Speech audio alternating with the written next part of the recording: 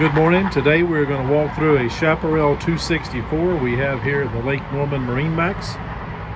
This boat is a freshwater boat with low hours, Volvo Penta power. To port, you have a small area for a head. Covers are all on there. Up front, you have a center walk-through, ample seating, storage underneath all the seats.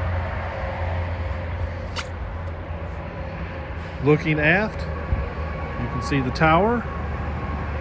Plenty of room out back to sit and lounge. Helm seat, passenger seat. Ample storage beneath all seats in the transom area. Rear transom seating with a large swim deck.